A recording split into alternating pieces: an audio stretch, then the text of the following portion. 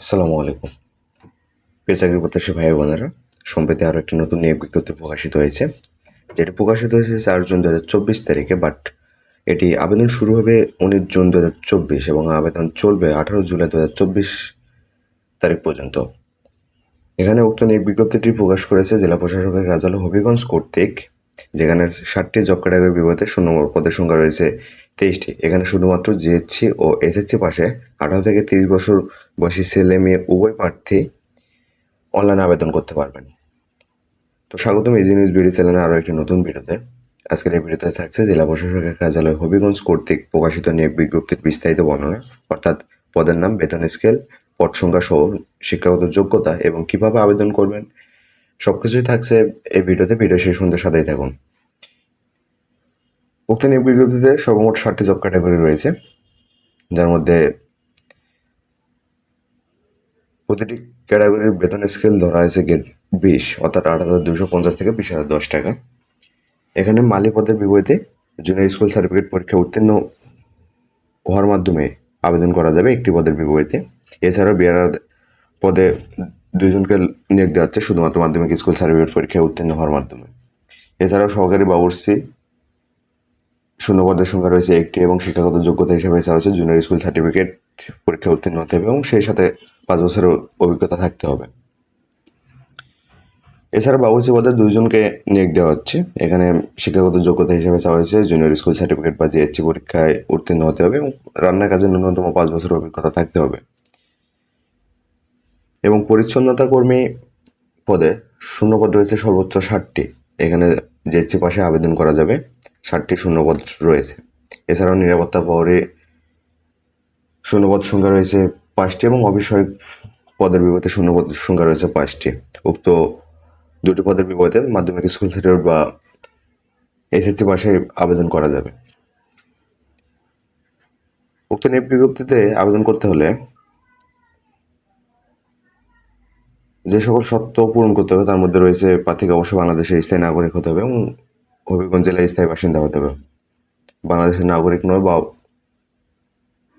অন্য দেশের নাগরিককে বিবাহবদ্ধ প্রতিশ্রুতিবদ্ধ হলে বা বিবাহ বন্ধনে আবদ্ধ হইলে আবেদন করা যাবে না। এছাড়া সকল পদের লিখিত মৌখিক পরীক্ষা গ্রহণ করা হবে। কেবলমাত্র লিখিত পরীক্ষায় উত্তীর্ণদের প্রযোজ্য ক্ষেত্রে ব্যবহারিক পরীক্ষা গ্রহণ করা হবে। লিখিত পরীক্ষায় উত্তীর্ণ প্রার্থীগণ মৌখিক পরীক্ষার জন্য যোগ্য বলে বিবেচিত হবে। এক্ষেত্রে যে সকল কাগজপত্র প্রয়োজন রয়েছে তার মধ্যে রয়েছে সকল শিক্ষাগত যোগ্যতা, অভিজ্ঞতা বা অনাবর্তিপত্র। এছাড়া হবিগঞ্জ জেলার স্থায়ী বাসিন্দা হিসেবে পৌরশহর মেয়র, ইউনিয়ন পরিষদের চেয়ারম্যান কর্তৃক প্রদত্ত নাগরিকত্ব সনদপত্র, জাতীয় পরিচয়পত্র বা জন্ম নিবন্ধন সনদ, প্রথম শ্রেণী গ্যাজেটেড কর্মকর্তা কর্তৃক প্রদত্ত চারিত্রিক সনদপত্র। এছাড়াও চাকরিরত প্রার্থীদের ক্ষেত্রে যথাযথ কর্তৃপক্ষ কর্তৃক অনাবর্তি সনদ এবং মুক্তিযোদ্ধা কোটায় আবেদন করতে হলে মুক্তিযোদ্ধা বিষয়ক সর্বশেষ সরকারি নীতিমালা প্রযোজ্য হবে।